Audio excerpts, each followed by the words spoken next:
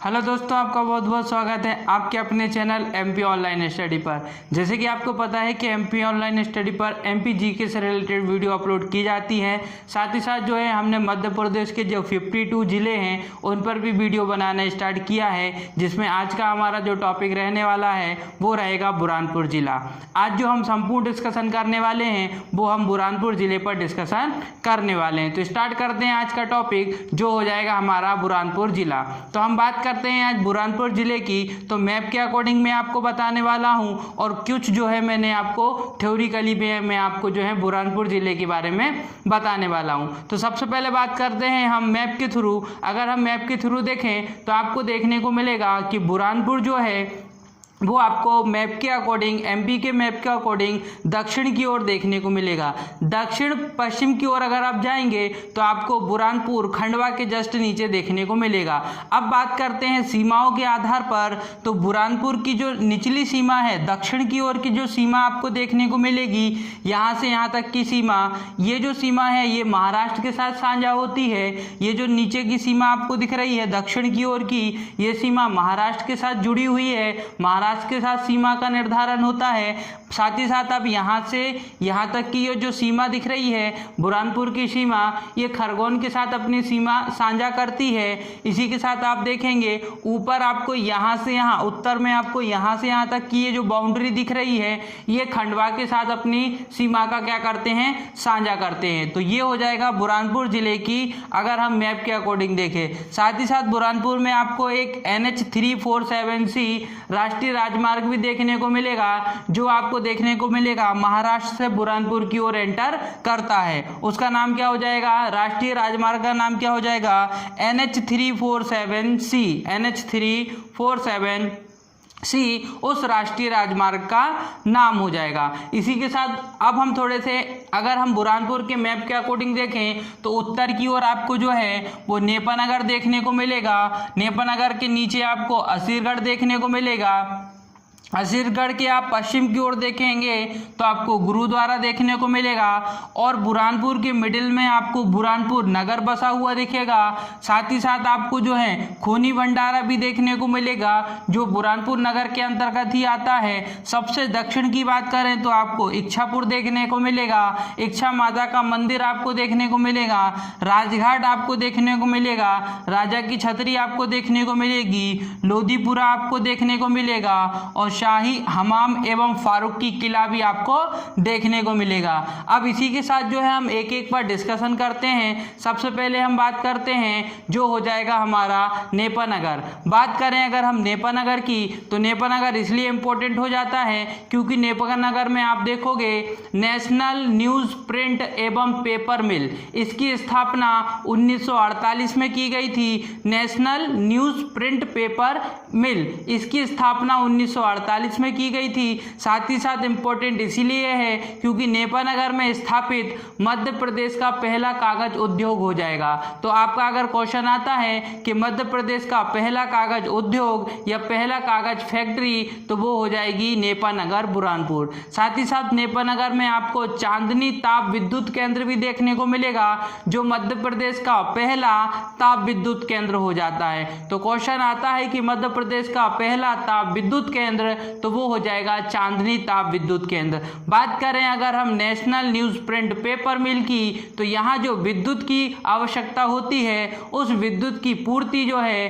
चांदनी ताप विद्युत केंद्र से की जाती है। तो दोनों ही इंपॉर्टेंट हो जाएंगे जो नेपानगर के अंतर्गत आएंगे और नेपानगर बुरहानपुर के अंतर्गत आता है। इसके बाद हम बात करते हैं, नेपानगर के बाद आ जाएगा गुरुद्वारा। बात करें अगर हम गुरुद्वारे की तो ये जो है सिखों का एक जो है पवित्र धार्मिक स्थल माना जाता है। और यहाँ पे अगर हम बात करें तो गुरुओं के जो 10 गुरु रहे हैं, सिखों के जो 10 गुरु रहे हैं उसमें प्रथम गुरु गुरु नानक देव और अंतिम गुरु गुरु गोविंद सिंह, दोनों ही जो हैं इस गुरुद्वारे में पधार चुके हैं, मतलब बुरहानपुर में वो पधार चुके हैं। इसके बाद बात करते हैं हम खूनी भंडारे की। तो खूनी भंडारा आपको मुगल कालीन जल प्रदाय व्यवस्था आपको देखने को मिलती है। जो खूनी भंडारा है वहाँ एक जल की व्यवस्था देखने को मिलेगी और ये जो जल की व्यवस्था है ये मुगल कालीन कालीन है, मुगल काल के समय की ये जल व्यवस्था आपको खूनी भंडारे में देखने को मिलेगी। इसके बाद बात करते हैं लोधीपुरा। बात करें अगर लोधीपुरा की तो लोधीपुरा में आपको दरगाह हकीमी देखने को मिलेगी। दरगाह हकीमी जो है बोहरों का एक प्रमुख केंद्र हो जाएगा, एक प्रमुख धार्मिक केंद्र हो जाएगा दरगाह हकीमी, जो लोधीपुरा क्षेत्र के अंतर्गत आता है। और लोधीपुरा क्षेत्र जो है वो बुरहानपुर जिले के अंतर्गत आता है। इसके बाद बात करते हैं राजा की छतरी। बात करें अगर हम राजा की छतरी की तो आप देखेंगे कि राजा की छतरी का निर्माण जो है वो औरंगजेब द्वारा कराया गया था। औरंगजेब ने राजा जय सिंह की मृत्यु के पश्चात स्मृति के रूप में, उनकी याद के रूप में राजा की छतरी का निर्माण बुरहानपुर नगर के निकट किया गया था। तो याद रखना कि राजा की छतरी का निर्माण औरंगजेब द्वारा जो है वो राजा जय सिंह की मृत्यु पर उनकी याद के तौर पर बनवाई गई थी। इसके बाद बात करते हैं आहू खाना। आहू खाना आपको देखने को मिलेगा बुरहानपुर में, आपको एक क्षेत्र देखने को मिलेगा ताप्ती नदी के पार, आपको एक छोटा सा जो है कस्बा देखने को मिलेगा जैनाबाद। बात करें जैनाबाद की तो जैनाबाद के जस्ट सामने ही आपको आहू खाना एक किला देखने को मिलेगा, जहां हम बात करें मुमताज बेगम की पहली कब्र बनाई गई थी। बाद में इस मुमताज बेगम की कब्र को आगरा में परिवर्तित कर दिया गया था। तो आहू खाना इसलिए इम्पोर्टेंट हो जाता है क्योंकि ये जो है ताप्ती नदी के किनारे बसा एक किला है छोटा सा, जो जैनाबाद कस्बे में आपको देखने को मिलेगा। और जैनाबाद बुरहानपुर जिले के अंतर्गत आता है, जहां पर मुमताज बेगम की मृत्यु हुई थी और मृत्यु के पश्चात वहां पहली कब्र मुमताज बेगम की बनाई गई थी। बाद में उसे आगरा में जो है परिवर्तित कर दिया गया था। तो ये हो जाएगा आपका आहू खाना। आहू खाने के बाद अगर हम बात करें तो आपको देखने को मिलता है शाही हमाम एवं फारूकी किला। बात करें शाही हमाम एवं फारूकी किले की तो इसका निर्माण जो है वो शाहजहां द्वारा कराया गया था। और यहाँ पर जो जल प्राप्त होता है वो खूनी भंडारे से प्राप्त होता है। तो आपको वो इसमें बस इतना ही याद रखना है कि शाही हमाम और फारूकी किले के निर्माण जो है वो शाहजहां द्वारा किया गया था। साथ ही साथ यहाँ जल की आपूर्ति जो होती है वो आपकी खूनी भंडारे के द्वारा की जाती है। इसके बाद बात करते हैं हम असीरगढ़ किले की। बात करें अगर हम असीरगढ़ किले की तो असीरगढ़ किला इसलिए इम्पोर्टेंट हो जाता है क्योंकि इसको दक्षिण का द्वार कहा जाता है।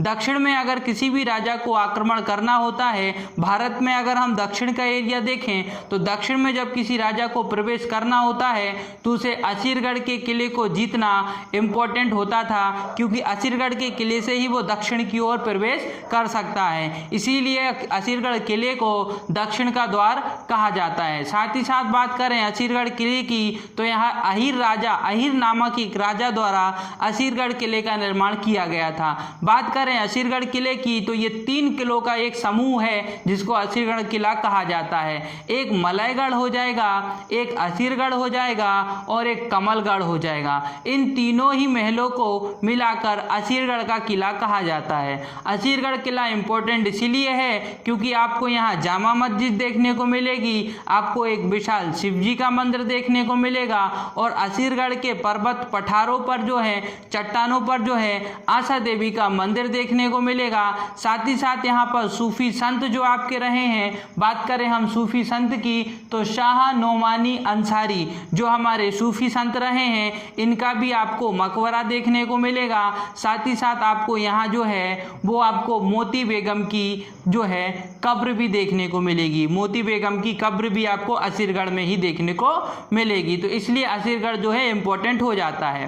तो इतने पॉइंट असीरगढ़ से हो जाएंगे। अब बात करते हैं बुरहानपुर नगर की। बात करें अगर बुरहानपुर नगर की तो बुरहानपुर जिला जो है वो आप देखेंगे 15 अगस्त 2003 को खंडवा जिले के पृथक होने के पश्चात जो है बुरहानपुर जिले का गठन किया गया। बुरहानपुर जिले को पूर्व में जो हम बात करें तो जो है खानदेश के नाम से जाना जाता था। बात करें बुरहानपुर नगर जो है वो बुरहानुद्दीन के नाम पर बसाया गया था, बुरहानपुर नगर, और इसे पूर्व में जो है वो खानदेश के नाम से जाना जाता था। बात करें बुरहानपुर, ये ताप्ती नदी के तट पर स्थित है, ये भी आपको याद रखना है। साथ ही साथ आप देखेंगे मध्य प्रदेश का प्रथम सूती मिल की स्थापना कहाँ की गई थी, तो वो भी आपको बुरहानपुर में देखने को मिलती है।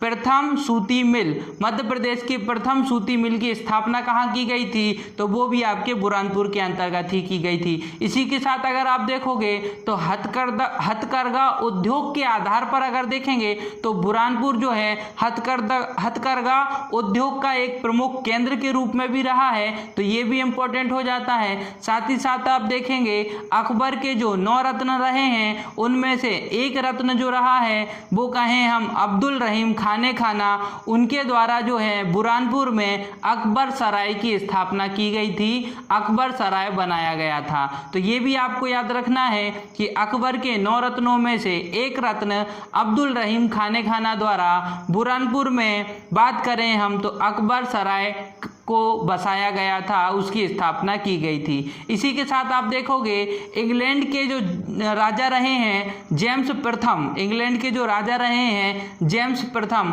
उनके एक राजदूत थे जिनका नाम था सर टॉमस रे, जिनका नाम था सर टॉमस रे, वो भी बुरहानपुर की यात्रा कर चुके हैं। तो आपको इतने पॉइंट जो हैं बुरहानपुर से याद रखना है, इसलिए बुरहानपुर जो है वो इम्पोर्टेंट हो जाता है। ये सारे पॉइंट मैंने जो है आज आपसे डिस्कस किए और साथ ही साथ हमने बुरहानपुर जिले को आज जो है कंप्लीट किया। तो बुरहानपुर जिले से रिलेटेड आज का टॉपिक हमारा यहीं समाप्त होता है। दोस्तों वीडियो अगर आपको पसंद आई हो तो वीडियो को लाइक करें, हमारे चैनल को सब्सक्राइब करें और जितना हो सकता है हमारी वीडियो को आपके फ्रेंड सर्कल तक शेयर करें। ओके दोस्तों, thank you, thanks for watching.